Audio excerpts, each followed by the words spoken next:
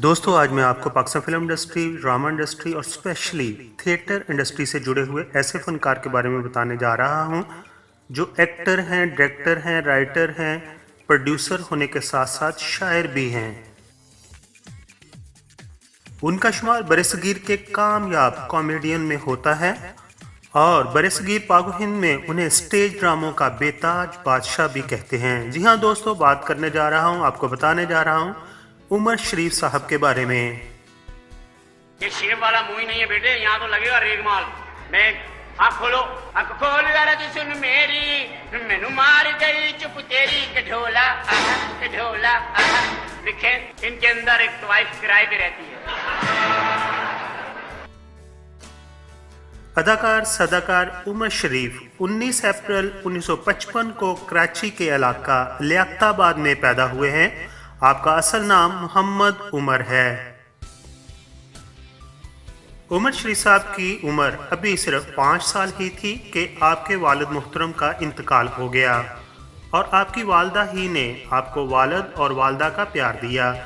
उमर शरीफ साहब को बचपन से ही फिल्में देखने का शौक था और माँ के लाडले होने की वजह से उनकी वालदा हमेशा उनकी हर जिद पूरी करती थीं। आप अभी टीन एजर्स ही थे, यानी कि आपकी उम्र तकरीबन लगभग 13-14 साल थी कि आपने एक दफ़ा मिस्री नज़ाद अमेरिकन एक्टर उमर शरीफ की फिल्म चंगेज़ खान देखी। बस उस फिल्म ने आपके दिल पर गहरे नकूश छोड़े और आपने सिर्फ 14 साल की उम्र में कराची में मुनक्कद वैरायटी प्रोग्राम्स में हिस्सा लेना शुरू कर दिया। आप वैरायटी प्रोग्रामों में बतौर बैकग्राउंड म्यूजिशियन का काम कर रहे थे। उमर शरीफ ने 14 साल की उम्र में सबसे पहले स्टेज पर अपनी परफॉर्मेंस दी। ये भी बताता जाऊं कि उमर शरीफ को बचपन ही से अफसाने, नावल पढ़ने का बहुत शौक था। आप शायरी यानी नज़में वगैरह भी पढ़ते थे। इसके अलावा बचपन में आपको छोटी छोटी कहानियाँ लिखने का भी शौक था, यानी आप बचपन ही से क्रिएटिव माइंड थे। जैसा कि मैंने बताया, आप बचपन ही से स्टेज शो की दुनिया से जुड़ गए थे। तो आपकी मुलाकात मोइन अख्तर साहब से हुई और मोइन अख्तर साहब को आपने अपना एक ड्रामा जिसका नाम था बायोनिक सर्वेंट, उसकी स्टोरी सुनाई और उस पर अदाकारी करके भी दिखाया। तो मोइन अख्तर साहब ने आपके अंदर छुपे हुए बड़े आर्टिस्ट को देख लिया और फिर ड्रामा बायोनिक सर्वेंट को मोइन अख्तर साहब की रहनुमाई में स्टेज पर पेश किया गया और आपके अपने ही लिखे हुए ड्रामा बायोनिक सर्वेंट में आपको भी अदाकारी करने का मौका मिला। दोस्तों, जैसा कि सबको मालूम है, 70, 80 और 90 की दहाई में कराची के अंदर थिएटर का बिजनेस अरूज पर था और फिर उमर शरीफ, मोइन अख्तर और मशहूर producer and director Furqan Haider की एक टीम बनी और इस टीम ने बेशुमार ड्रामे कराची स्टेज पर पेश किए। जाओ यहाँ से, निकल जाओ जलील इंसान। हम अपनी बच्ची की शादी उससे करेंगे जो हमारे बच्ची को खुश रख सकेगा। क्या तुम हमारी बच्ची को खुश रख सकते हो? इसके कदमों को चूमूंगा, मुझे तू वहाँ जाने दे।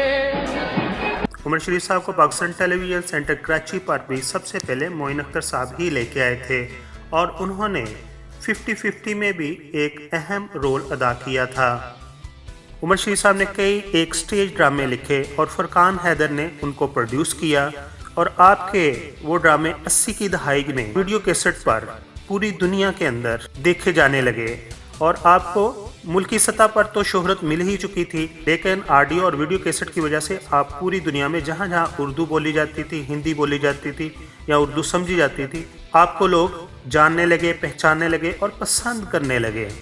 उमर शरीफ साहब को पाकिस्तान के अलावा इंडिया के अंदर बहुत ज़्यादा पजीराई मिली और वहाँ पर घरों में आपके ड्रामों को ऐसा ही देखा जाता था जैसे आजकल सुबह सुबह निदा पाशा के मॉर्निंग शो को औरतें देखना लाजमी समझती हैं।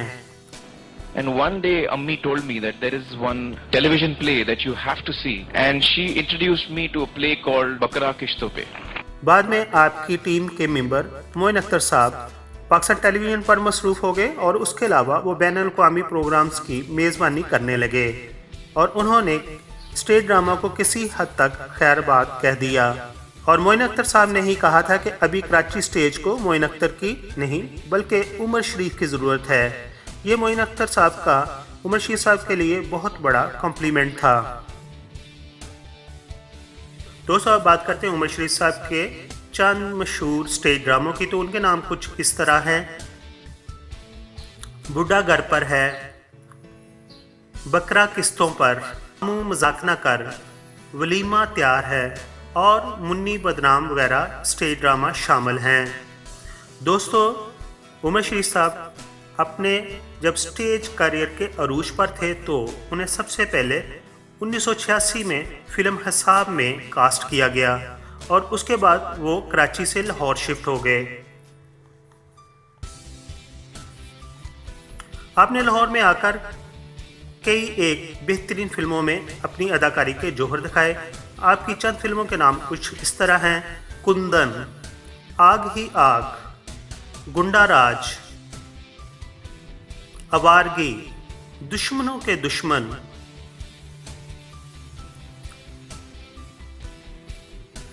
जमीन आसमान, छुपे Rustam, mister Charlie. Mister Charlie ऐसी मूवी है, ऐसी फिल्म है जिसे आपने खुद प्रोड्यूस किया, खुद डायरेक्ट किया। इसके अलावा 1992 में बनने वाली फिल्म मिस्टर 420, इसको भी उमर शरीफ साहब ने खुद प्रोड्यूस किया और खुद ही डायरेक्ट किया। पूछ मेरी नजरों से तो मुझको कैसा लगता है, सोना लगता है, मनमोहना लगता है। दोस्तों उमर शरीफ साहब कुछ वक्त के लिए Indian comedy show the great Indian laughter challenge के जज भी रहे हैं। इसके अलावा काफ़ी अरसा से आप जियो पर शरीफ शो के नाम से एक प्रोग्राम कर रहे हैं जिसमें आप पाकिस्तानी स्टार्स को अपने प्रोग्राम में बुलाते हैं और अपने ही अंदाज में उनसे इंटरव्यू करते हैं। उमर शरीफ साहब ने जब पाकिस्तान के आज़ादी के 50 साल मुकम्मल हुए तो एक स्टेज ड्रामा जिसका नाम था उमर शरीफ हाज़िर हो, उसको अवाम के सामने स्टेज पर पेश किया। आपके उस स्टेज प्रोग्राम उमर शरीफ हाज़िर हो में तमाम गवर्नमेंट सर्वेंट जो मुख्तलिफ शोबा से मुंसलिक थे उनको बुलाया गया और उनसे क्वेश्चन पूछे गए कि आपने मुल्क के लिए क्या किया। ये सब कुछ डमी था।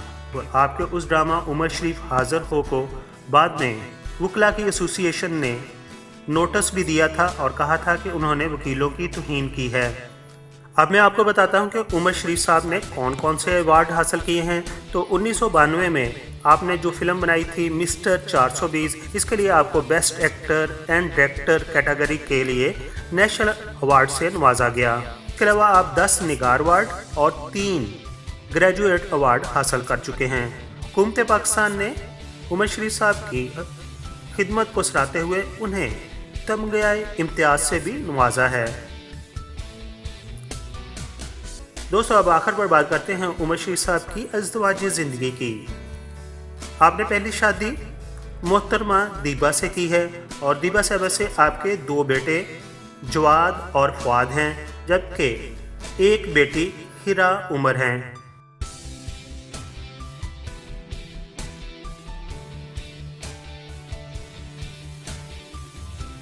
याद रहे कि आपकी बेटी हिरा उमर फरवरी 2020 में इंतकाल कर गई हैं।